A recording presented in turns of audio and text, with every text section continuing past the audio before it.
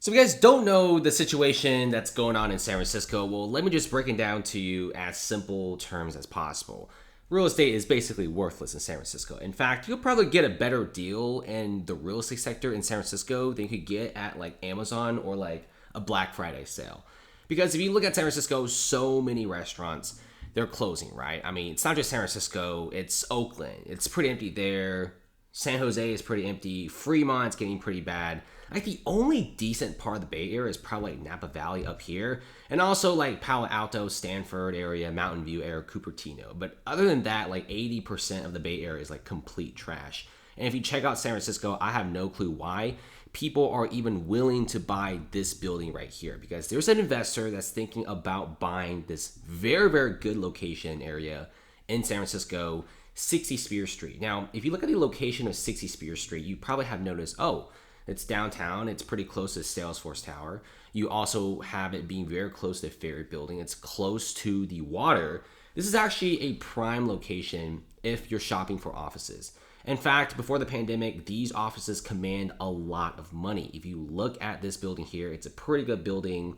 It's very, very nice. It's clean. It's just like a very good, solid office building that would have easily been rented out before the pandemic. But for some reason, nobody's coming back. And I wonder why. It's probably because it's dirty streets and poop and urine everywhere. But we're not going to go through that.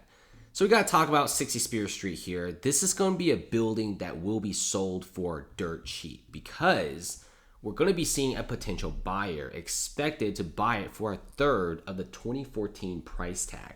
So nearly a decade ago, this building was sold for a little over $100 million at around almost $700 per square feet, and it's like a 150,000 square feet building. So do the math, it's like a $100 million building.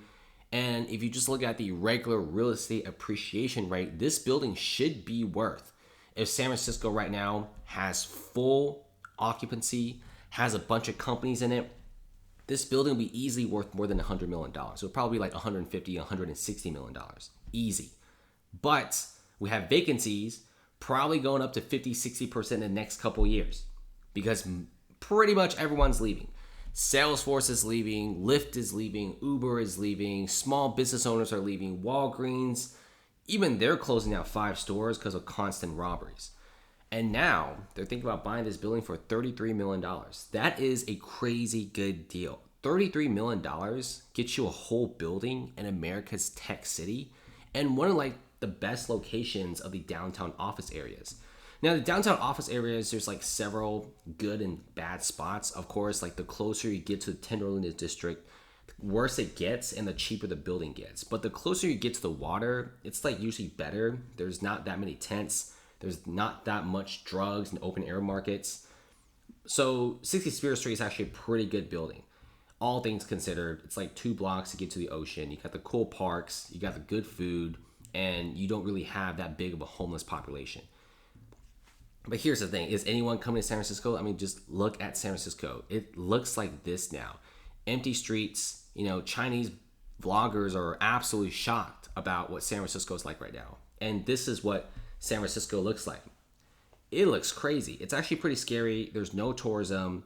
There's barely any commerce. If you look at most of the businesses, they're all boarded up. They're closed, and most of the businesses are still around. They're thinking about leaving the first chance they get, the first opportunity to get. And I guarantee you, if some state like Texas or Florida or Nevada says if you're coming from California, they'll give you money to open a shop, a lot of these guys will start leaving immediately. So you got 60 Spear Street being virtually worthless. And if you look at the overall commercial real estate prices, it's terrible. Now, commercial real estate, to be fair, it's pretty bad around the world, but places like Miami and Singapore, for example, are actually holding pretty well.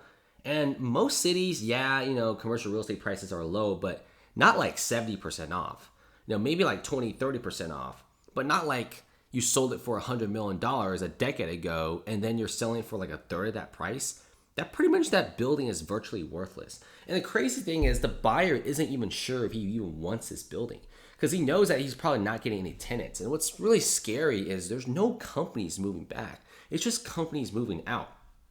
Nobody wants to be in this building at all. I mean, San Francisco office buildings are empty for a reason. High crime, no stores, no party scene. It lost 150,000 office workers, and it's not great at all. I mean, check this out. Every single day, San Francisco is just like this. Every single store, according to locals, always have some crazy stuff happening all the time. Families don't want to live here. Families want to leave. And most of the guys in the Bay Area, they're all moving to like Palo Alto and like Napa Valley. They're moving to Mountain View, like the nicer areas of the Bay Area. But San Francisco, which used to have a massive population of people, no longer exists. Now, IKEA is moving in, which I'm absolutely shocked. IKEA and Chanel, by the way, are moving into San Francisco. They actually got the balls to do this, which really amazes me. And all things considered, you know, San Francisco pretty much looks like this. You just have like homeless flyers just suddenly getting out of control.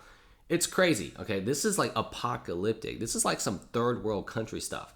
And no wonder so many of these very, very high-end luxury skyscrapers in good areas are, nobody wants them. Like barely anybody wants these. And this isn't like the only tower being sold for cheap. We've seen like so many other skyscrapers being sold for 55, 60, and one of them even 80% off. And the crazy thing is the property taxes of these buildings are still incredibly high. So it's not really certain if anybody even wants to get this building, because yeah, you could buy it for $30-40 million. It's pretty cheap, but you also have very, very high expenses, and good luck trying to find a tenant, because there's no way you could find a tenant from this area. And here's the thing about San Francisco real estate, you know, even the residential sector is supposed to be pretty strong, but apparently the residential sector is getting worse than ever before. I mean, check this out. This is actually in like a pretty decent area of San Francisco's downtown. You got like almost 1,400 square feet of space for $1.1 million. This was easily a $2 million unit during the peak of 2020 and 2021 in pre-pandemic. But look at how cheap these buildings and condos are getting. And that's like a penthouse suite too. This is like on the very top. So you got like views of the whole city, and they're selling it for this cheap. Guess what? I guarantee you could probably offer them like $700K and they might even say yes. And that's just like the situation of San Francisco total. I mean, look at this building. I remember when I first started this channel, I think this building was being sold for like a very high price, and now it's foreclosed. This building was on the market for so long that nobody wants it. Look at how big and luxurious this mansion is in San Francisco. Mansions like these for big cities like Hong Kong, Tokyo, Manhattan, Singapore, Sydney, they go for like 30, 40, 50 million dollars. But this one's going for $7 million, and like, please just buy this and just get this off our hands. Nobody wants it. This is such a fantastic mansion for just $7 million. That's a shame, right? Other cities, it'll easily command 50, 60, $70 million. Go to Hong Kong, you find a mansion like that, it's easily like $100 million, I swear. And you could kind of get the idea that San Francisco real estate is becoming worse and worse. Whole entire condo buildings, massive buildings, selling for just like $10, $20 million. That's not normal. That's very unnormal. And the reason why is because of all this, right? Empty streets, nobody shopping here, extremely high homeless count. You know, the city's not doing anything. And the city's just putting bandages on the situation all the time. Nothing's ever being solved for San Francisco. It sucks. Let's see if they can improve this, because if they do, I would love to come back and visit, but not right now.